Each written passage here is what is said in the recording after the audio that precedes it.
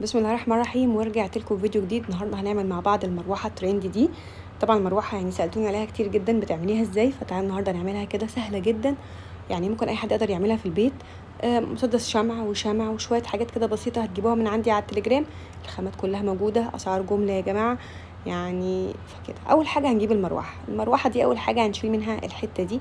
خلي بالكم هتاخد منكم بعضا من الوقت، يعني الموضوع مش سهل زي ما انا بسرع في الفيديو، بس هو يعني قصافه بقى مقص جامد كده، وتحاولوا تشيلوا منها المسمار ده عشان جامد شويه. تمام. في طبعا بيبقى ريش كده بيتباع بالمتر او بيبقى بالريشه. ان شاء الله نحاول نوفره، بس لحد دلوقتي ما لقيتوش قدامي. فانا بعمل ايه؟ بجيب المروحه وبستخدمها. طيب بتعملي ايه يا مي؟ بقص بس الحته الزياده اللي تحت دي. طبعا في اشكال تانية من المراوح، اللي هي بتبقى خشب واكليريك وحاجات كده، وفي بتبقى شاسيهات للمراوح. فالحاجات دي كلها تتوفر مع التدريج قريب. هي عموما هي موجوده عندي على التليجرام الخامات دي. بس هعمل لكم بقى فيديو بيها قريب يعني. تمام. بس نبتدي بقى بحاجه كده بسيطه اللي تعرفوا تعملوها في البيت، هي دي. بعدين بقى ندخل بقى ليفل ايه؟ الخشب، بعدها ليفل ايه؟ الاكليريك، بعدها بقى مثلا المرايات بقى والحاجات القمر دي. تمام. ايه إيه رايكم في اخر بوكيه انا عملته ده؟ في حته دين بوكيه يا جماعه فظيع، عملته على التليجرام. على ايه؟ كان فين؟ على التيك توك. ما علينا هو فين، بس انا عملته. على فكره نزلت لكم الفيديو بتاعه في اللي هو الفيديو قصير على اليوتيوب برضو، بشوفوه. اهم حاجه ان احنا عملنا ايه؟ شلنا الزيادات دي عشان ما تبانش ان هي ايه؟ عاليه وتبقى سميكه كده في ايدينا. لا، احنا شلت كل الزيادات دي عشان تبان انها مروحه زي المراوح اللي ايه اللي بنشوفها الترندي دي. تمام. انا كده شلتها اهو. ببتدي بقى الزقهم بالشمع. انا طبعا شلت ده كله ليه؟ عشان ما تبقاش عاليه. انت بنتي ليه بتلزقيها؟ طب انت فكيتيها في ايه وبتشيليها في ايه؟ هقول لكم. شلت المسمار فكان معلي المساحه دي. بدات ان انا لما بلفها بعمل مساحه، بعمل لها مرحله تانية بالكسر المروحه اللي احنا قطعناه. فاهمين؟ دي الحاجات اللي انا قطعتها، البلاستيك اللي انا مقصاه. ببتدي ان انا الزق منها بقى، تدي علو عشان يبقى متساويين، بدل ما تبقى حته عاليه وحته واطيه. وفي نفس الوقت بتمسك اكتر، المروحه تبقى متينه اكتر.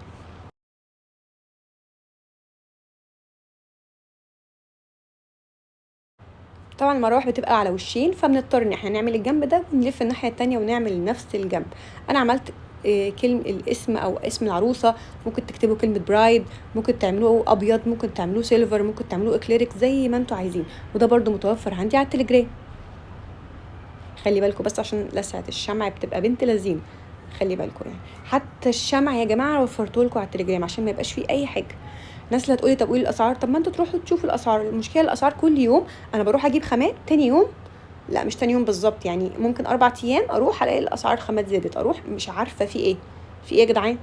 يعني دي كانت وصلت 60، بعدها مش عارفه وصلت 75، بعدها وصلت 100، دلوقتي وصلت 125 جنيه المروحه فاضيه من غير اي حاجه. انتوا متخيلين احنا وصلنا لايه؟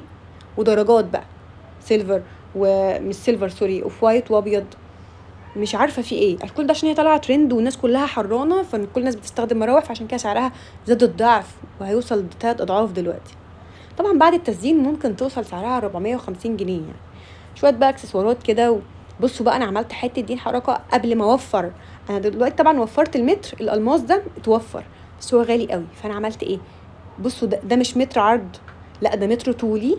ده بقى اللي انا اي حد بيسالني بدخل افهمه الكلمه دي. المتر اللي هو زي السلاسل بتاعه البوكيهات دي بوفرته. لكن هو ما كانش متوفر الاول لما انا كنت بعمل الفيديو ده. فبدات ان اعمل ايه؟ جبت الطول متر من ده، جبت حوالي 3 متر او 3 متر ونص، في الحدود دي، قول 4 متر. ابتدي بقى ان انا اتني واحده واحده. طبعا بقى تقدروا تتحكموا في الطول زي ما انتوا عايزين. انتوا افضلوا بقى طالعين نازلين طالعين نازلين لحد ما تخلصوها خالص، وبالشمع. وخلي بالكم عشان ما تتلسعوش. تمام.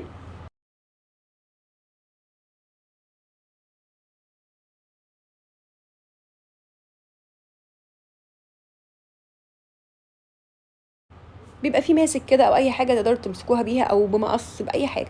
بعدها بقى بقص طبعا الايه، النهايه بتاعتها هتلاقيها فيها دوران لان هي مقفوله مش مفتوحه. فبعدين بقى بنقصقصها كلها. شفتوا التعب اللي في المروحه ده؟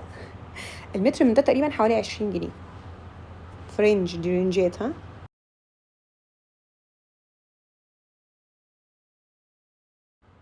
والشمع بحوالي 7 جنيه، عشان بس تقولي مش بتقولي اسعار، تقريبا في رينج 7 جنيه برضو دلوقتي الواحده. اذا كنتوا عايزين تجيبوا بالكيلو هاتوا بالكيلو براحتكم واركنوه، او عايزين تجيبوا بالواحده برضو انتوا حرين، كل واحد ناس بتجيب على قد الايفنت وقد المناسبه عشان ايه تشتغل في الاول وتشوف هتعمل معاها ولا لا. تمام. ده بقى كان شكلها بعد ما عملنا الشراشيب دي كلها. هنقص بقى كل الحتت دي عشان تبقى زي اول واحده قصيناها.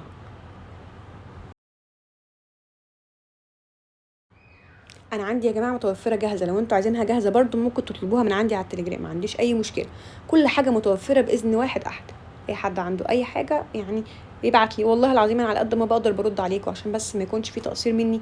انا على قد ما بقدر والله بحاول ارد عليكم على كل اسئلتكم، بس انتوا عارفين الموضوع هيبقى ضغط كبير قوي، بس انا بحاول على قد ما اقدر يعني ما اقصرش في حق اي حد منكم. تمام. كيس الورد ده طبعا بيبقى فيه تشكيله، ممكن انا اعمل لكم كيس تشكيله الورد دي، بيبقى فرنج مثلا دلوقتي فرنج 30 جنيه كبدايه. تمام. طبعا بيبقى فيه مختلف، يعني اللي عايزين بقى اكتر من كيس انا استخدمت هنا كيسين. تمام. بيبقى مختلف. وفي كيس استراس كده انا بجيبه، كيس الاستراس ده برضو لا دي كانت حته جوبير عندي استخدمتها يعني. طبعا بصوا فيه احجام مختلفه من الورد البلاستيك، ممكن نستخدمه في منديل كاتب الكتاب، وكمان على فكره في الطارات كاتب الكتاب والحاجات دي كلها، واللي عايز اي حاجه من الحاجات دي برضو موجوده. تمام. انا بحاول اسهل لكم كل الدنيا. انا عارفه ان في ناس بتقولي طب انا هنزل العتبه اشتري، براحتك، انا والله مش بجبركم ان انتوا تيجوا تشتروا من عندي، انا بقول لكم انا عملت ده استسهالا ليكم انتوا. ناس كتير بتقعد تسالني طب انا هعمل لكم بوكس كده في كل الحاجه وتاخدوها، بدل ما ايه اللي بينزل العتبه بيدفع مصاريف قد كده وبيروح هيلف من هنا وهنا وهنا، بيبقى في حاجات ناقصه منه في الاخر ما بيعرفش يجيبها. طب انا اجيب دي منين؟ طب انا اجيب دي منين؟ طب ما انا عندي كل حاجه موجوده في مكان واحد. تمام. وبرده ما بجبرش حد ان هو يشتري مني، انا الحمد لله يبقى كده الخامات موجوده والفيديوهات اللي انتوا تعملوها موجوده، ما عندكوش اي حجه، المهم ان انتوا تبتدوا شغل وربنا معاكم يا رب يوفقكم ويرزقكم ويرزقنا، صح؟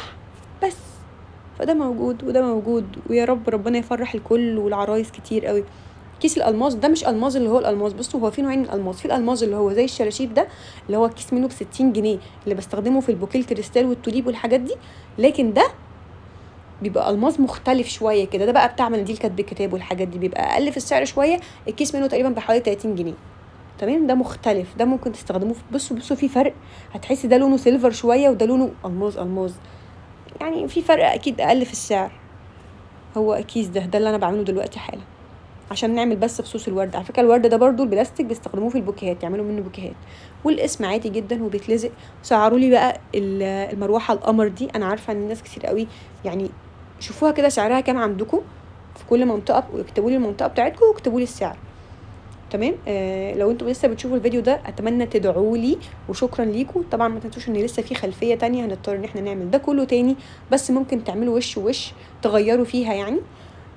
وزي ما قلت لكم متوفر الاكريليك والخشب، وهحاول باذن الله قريب يبقى احنا كده عملنا كله، الجوبير والتل، وكمان نقدر نستخدم اللي هو الورد البلاستيك فيها، فدي درجات يعني المروحه نفسها درجات لحد ما نقدر نوصل ليفل اللي هو نجيب الشاسيه. هو هيبقى غالي قوي بس هحاول اوفره لكم برده باذن الله، لو نعرف برده نعمل حاجه كده في تكايه منه هنحاول. فاضل بس اللي هو الجوبير، ممكن انزل لكم الفيديو بتاعها برده باذن الله. واستنوا فيديو البوكيه بوردة الكلى الكبيرة، وهحاول اقول لكم برضو الفرق بين الكلى الكبيرة والكلى الصغيرة يعني بإذن الله. تمام. بس مش عايزه لكم اكتر من كده عشان ما صدعكمش، وانا عارفه ان في ناس بتحب تسمع صوتي، في بعض من الناس عشان بس الناس ما تقوليش يا مي انتي لا انا والله في بعض من الناس الحمد لله بتحب تسمع صوتي، وفي بعض من الناس بتقولي بطلي لك، بس انا بحاول اقول لكم كل المعلومات المتاحه اللي انا اقدر افيدكم بيها. تنسوش اللايك، ولو انتوا اول مره تشوفوني ما تنسوش السبسكرايب، وتيجوا على التليجرام وتتابعوني برضو انستا، يعني بدل ما الانستا صغنطوط خالص يعني ما فيهوش اي متابعين نهائي، ما اعرفش فيه ايه.